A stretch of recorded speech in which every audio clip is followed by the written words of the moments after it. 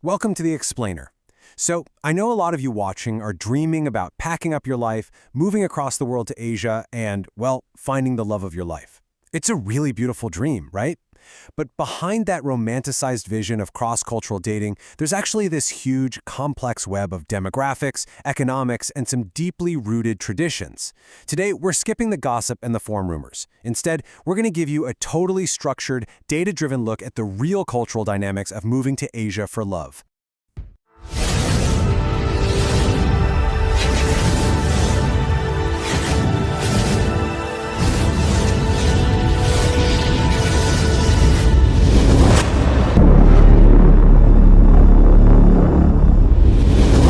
Which brings us to the big question.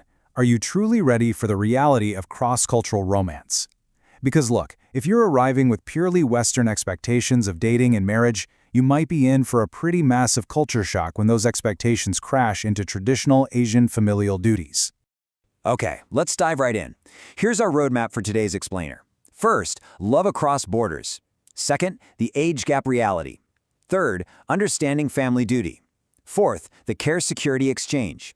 And finally, changing laws and norms. We're going to cover the exact economic, cultural, and legal hurdles you need to understand to actually make a relationship work overseas. Section 1. Love across borders, navigating the continental divide. Now, if you're planning this big move, it is absolutely crucial to remember that Asia is definitely not a monolith. It's like a giant puzzle. Up in East Asia, think places like Japan and South Korea, we're seeing a big shift toward individual choice. But people are also massively delaying marriage.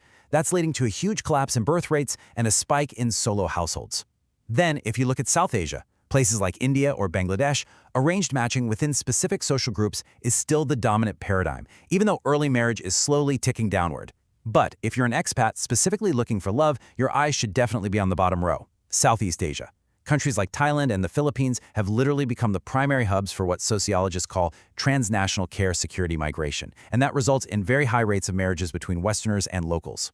The backdrop to all of these trends is that sweeping social transformations are dramatically altering relationship dynamics across the entire continent.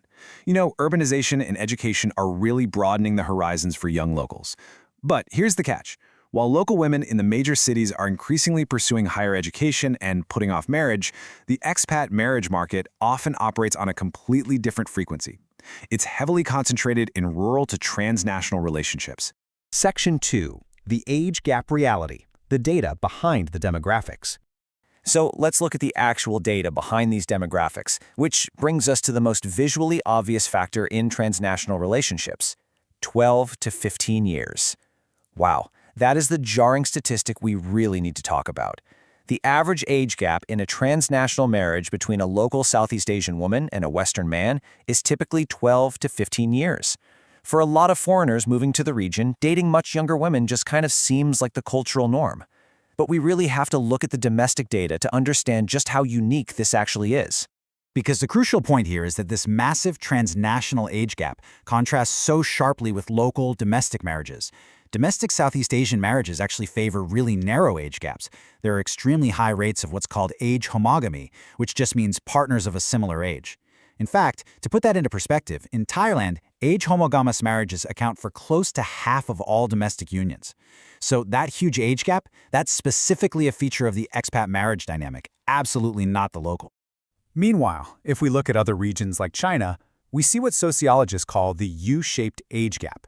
For decades, spousal age gaps in China were actually shrinking as more egalitarian ideals took hold. But recently, they are rising right back up again. And why is that?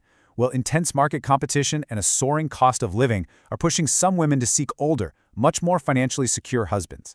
It really just proves that economic stability is a massive driver of age-disparate marriages everywhere. And that brings us perfectly to our next major topic. Section 3. Understanding family duty. The economics of romance. If you spend even 5 minutes on an expat forum, you are going to see fierce, fiery debates about the intersection of money, marriage, and family duty in Asia. To really understand this, we need to define a term: sin sod. This is the traditional Thai bride price paid by the groom directly to the bride's parents.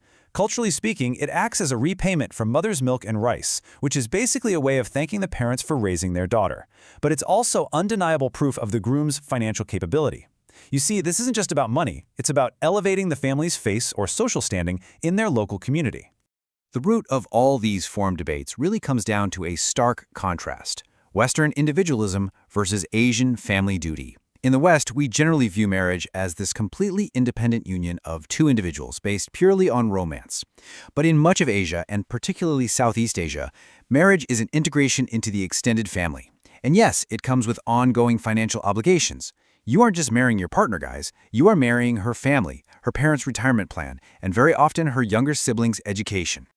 Now, this clash in expectations can create some really intense cultural friction. Just look at this quote from a frustrated Western expat, discussing his own experience. Sinsad is just another aspect of casual prostitution. I felt like I had a relationship with a hardened whore. Wow.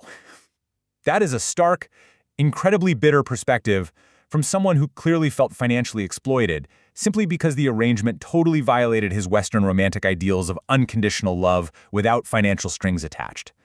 But we absolutely must balance that out with the local perspective, because it is entirely different.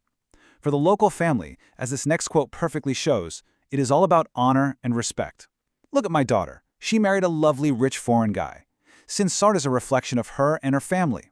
To them, this financial exchange isn't transactional in some kind of negative, shady way. It is a proud, highly public validation of their daughter's worth and their family's overall honor. It proves she found a capable provider. And honestly, understanding both of these deeply entrenched viewpoints without taking sides is absolutely essential if you want your cross-cultural relationship to actually survive. Section 4. The Care Security Exchange, a mutual transnational solution. Let's elevate this discussion up to a sociological level for a second, just to see how these marriages actually function in practice for both the people involved. Sociologists have a term for this: the Care Security Exchange. This is the fundamental framework that actually drives these transnational age-disparate marriages. It operates right at the crossroads of international retirement migration and marriage migration. Let's break down exactly how this mutually benefits both parties. First, let's look at what the Western expat secures.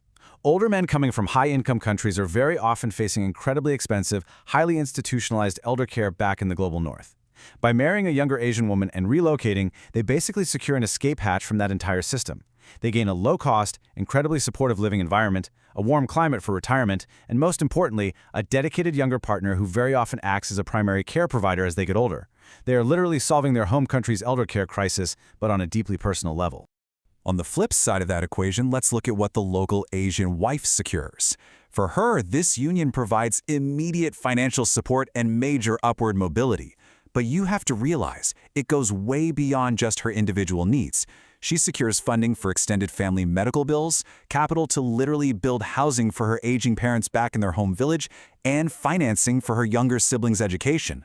She is single-handedly achieving a vital redistribution of wealth that acts almost like a private welfare system for her entire rural family. So really, it's a highly pragmatic exchange of care for long-term security. Section 5. Changing laws and norms, adapting to the future of Asia. Now, if you are actively planning to move to Asia for love, you've got to understand that the legal and demographic landscape over there is shifting right beneath your feet. There's this massive wave of recent legal shifts happening across the continent. In Japan, for instance, the 2022 Civil Code reform unified the marriage age at 18 for both men and women.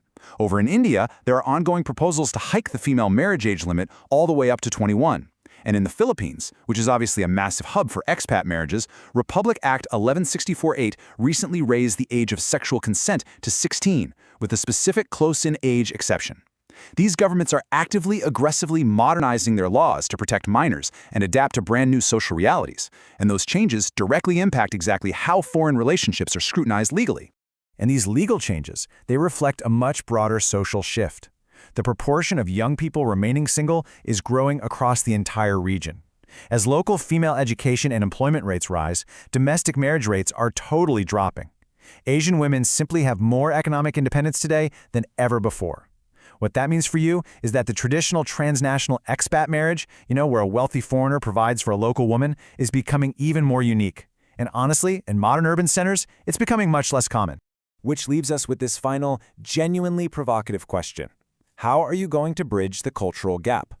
Armed with this data on regional expectations, the realities of the Care Security Exchange, and the deep, deep roots of financial family duty, you are no longer walking in blind. If you're packing your bags for Asia, the romance is absolutely waiting out there for you. But the cultural work, well, that is entirely up to you. Thanks so much for joining me on this explainer, and we will catch you next time.